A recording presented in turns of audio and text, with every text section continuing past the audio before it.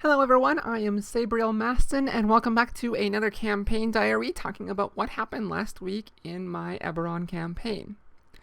So right away at the start, I had mentioned last week in the campaign diary that I had given the party an assignment to tell me what their characters were doing during their in-game time off.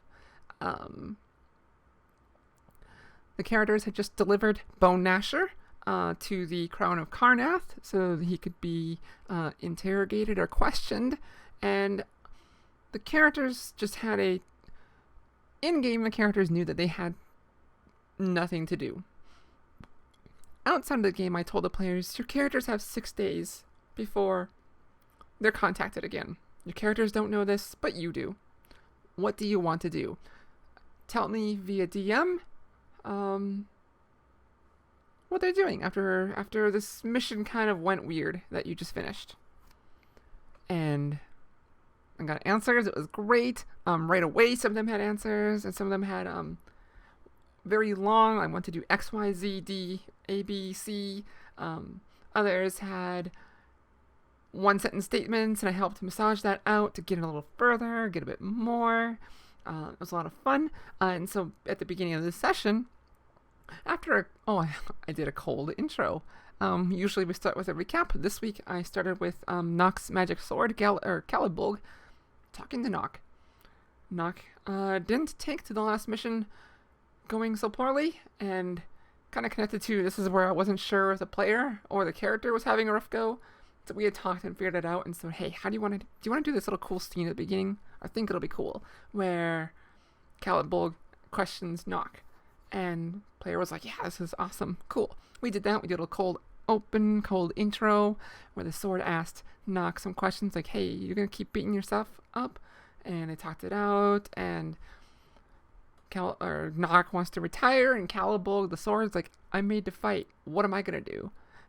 If you retire, basically you're just going to hang me up? That's not cool. And so they talked it out. That was a lot of fun. And then Nock and Harv, whose characters are still in Korth, the capital of Karnath, both got mysterious visitors as they were alone, giving them little cards that said meet here. And they're like, it's a little weird, but on the card it says basically a symbol of the spy agency of Karnath, the Dark Cabinet. And like, okay, so Nock and Harv, the two who are in town, go together. That leaves 3 players out. They had to just watch all this happen, because their characters are in Karlakton, another part of the country.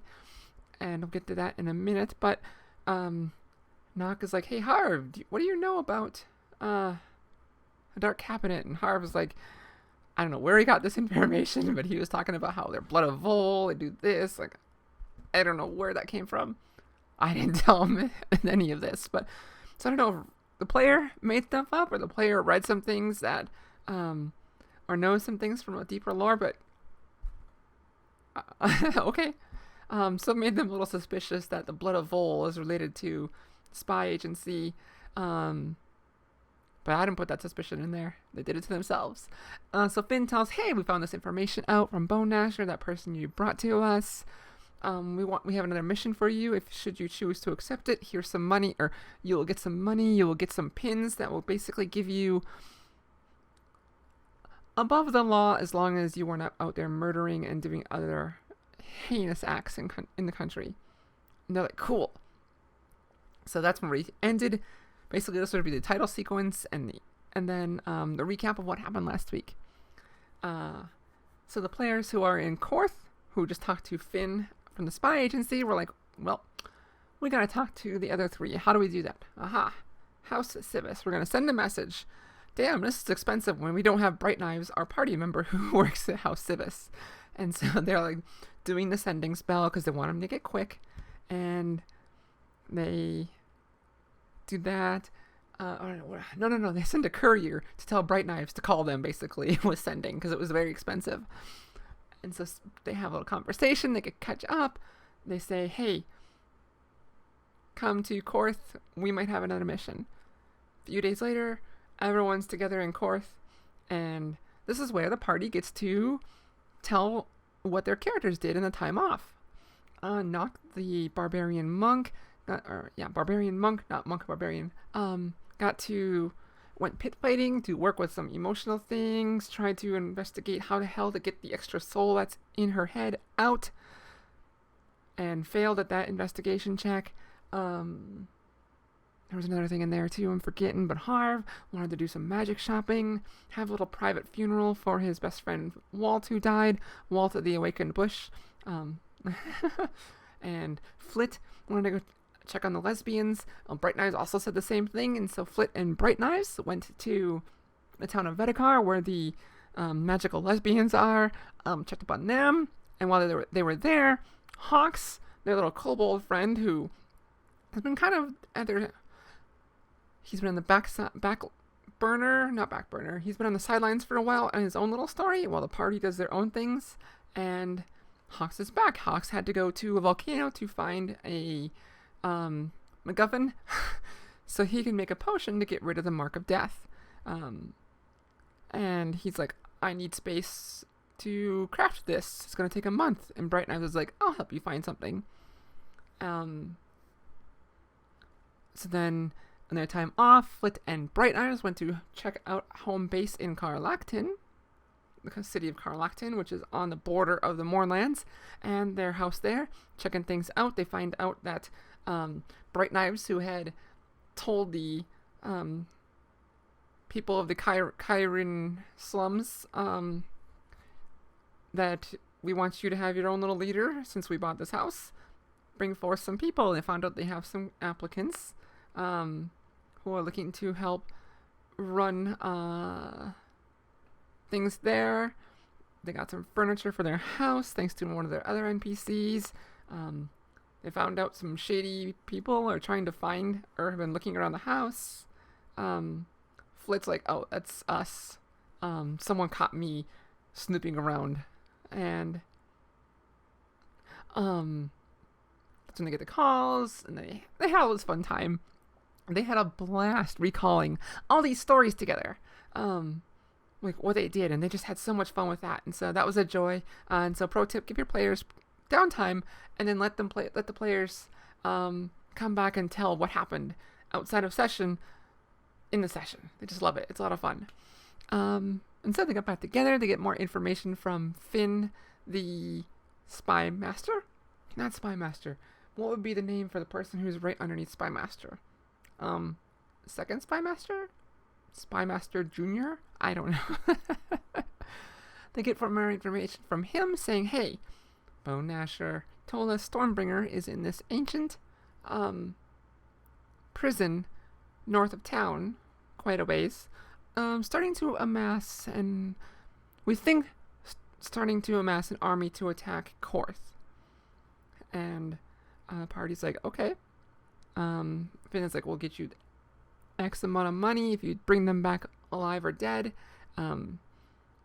Please alive if you can. And because Bone Gnasher died en route under your care to get here, we're going to give you a small contingent of the Karnathi army to help you escort Stormbringer, if they're alive, back to us safely. And they're like, okay, I guess, cool. Finn says, like, I'm sorry, we don't have much intel on this area. It's just a cavern. We know that there's been some sightings of, like, were creatures in the area, or a were creature who's, basically the lycanthropy has gotten to him. I was trying to avoid madness, because I think it's tropey and what about that, but maybe that was accurate, because I had my mind like Smeagol type thing, and I was trying to avoid playing up like a mental health issue for a bad guy. This person is, and I didn't say the madness, but I was trying to think of a word like that. Like, I think, I don't know, deranged. I don't think I used that one. I used another word, but I didn't want to make it a mental illness as this thing's issue or his defining feature. But knowing that he's hurting. He's hurting. For some reason, he's been stealing animals and lashing out at local farmers and things like that. So something's going on. And so yeah, all I know basically is there's that guy, and Emerald Claw people have been seen going into a cavern up north here near the Face Spire, Terre Serene, which is run by very unfriendly winter elves, Eladrin. And they're like, okay, cool. Finn's like, be careful. Because of the Eladrin, we can't guarantee your protection. We do not get along with them. So the party takes the train to Reckenmark, meets up with their military guy, and it's this little kid, snotty kid he's a young one who's part of like the quote unquote best military order in Karlakton, and he's kind of let them get to his head. You know the trope of like smart aleck jock who thinks he knows more, who is good but thinks he's better than he actually is, and he helped guide them to the cavern north a few days, and they get to the cavern and they're like, there's a river here that goes into the cavern. There's no footpath into there. There's no boats anywhere. And what are we going to do? We don't have a boat either. We wish we could have had better intel on this. And I could have given them that. I realized in retrospect I wasn't trying to be like shady. Towards the end of the session here, I was trying to find a good spot where I could do a cliffhanger. And then I regret that I kind of sped through like the last 15 minutes of the session, where I could have helped them out a bit more. Thankfully, the party easily had ways to get around it, but I felt kind of bad in retrospect. It just didn't go the way I wanted to. I was speeding through things. The snotty military kid I even gave him a name and picture, and he was supposed to be a bigger part, but I was kind of speeding through here, and it didn't work as well as I did. As I wanted it, as where I pictured it. So I was kind of disappointed in how that worked out. So I think at the beginning of the session, today, I'm going to kind of recap some of that, retell it, and flesh it out a little bit more, and then resume where they left off. Well, where they left off was the party's like, okay, we need to get in here. It's a river, probably very cold because it's winter. We don't have a boat. And so they're like, no problem. 2 of us have capes that let us fly. And Harv, the sorcerer's like, I can do spider climb on 2 of you with 1 cast, because we're high enough level. And they're like, cool. So spider climb, I got 2 people walking on the side of the cavern to get in here. And Miss Honey, the druid, I was playing her because the player was absent.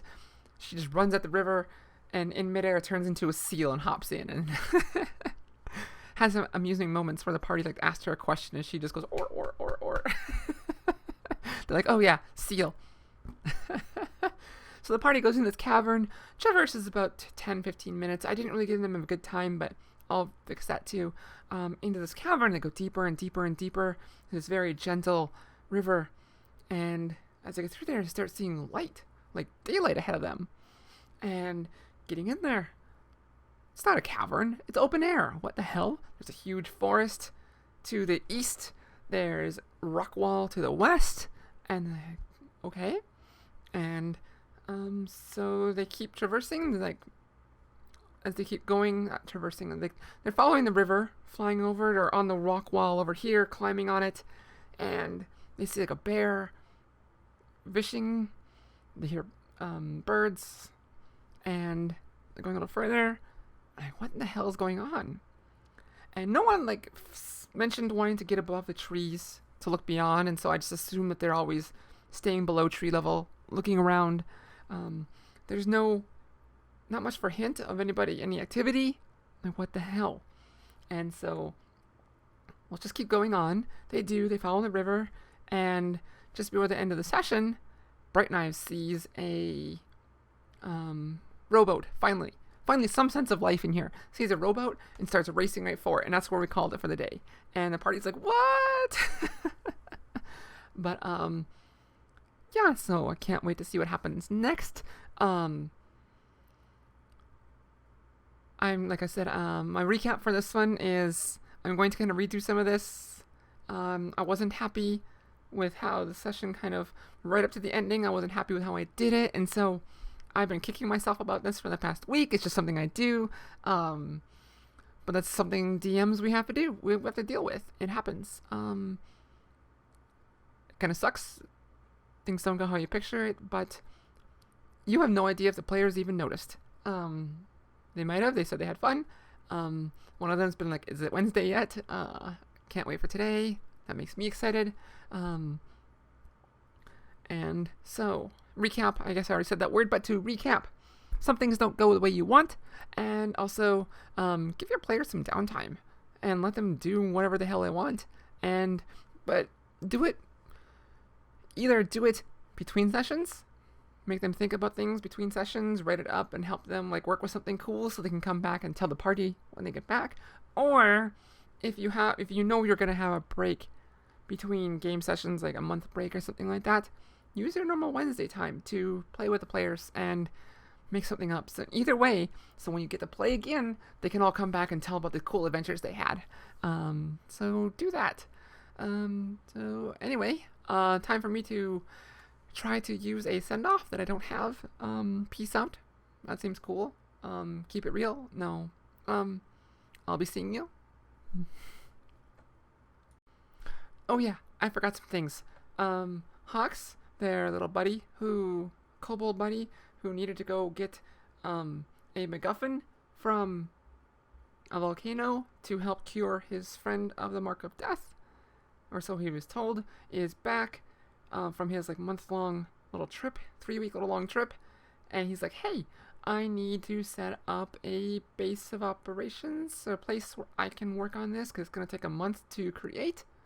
And they're like, sure, no problem. Let's bring you back to Carlacton. You can do it there. And he's like, oh, okay, sure.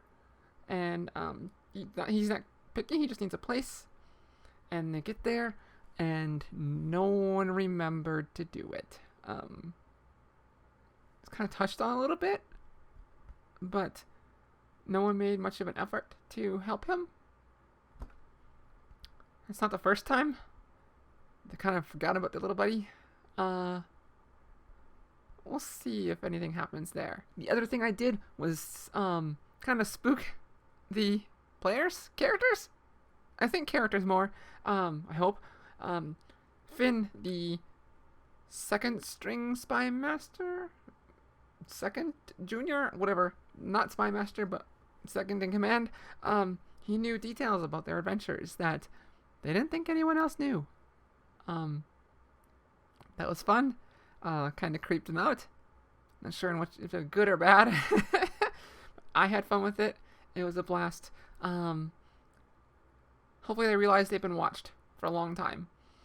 I mean, they were not making it difficult. They were not being the most secretive people. Made it much easier for anyone who wanted to spy on them. So anyway, peace out. No, I don't like that one. Bye.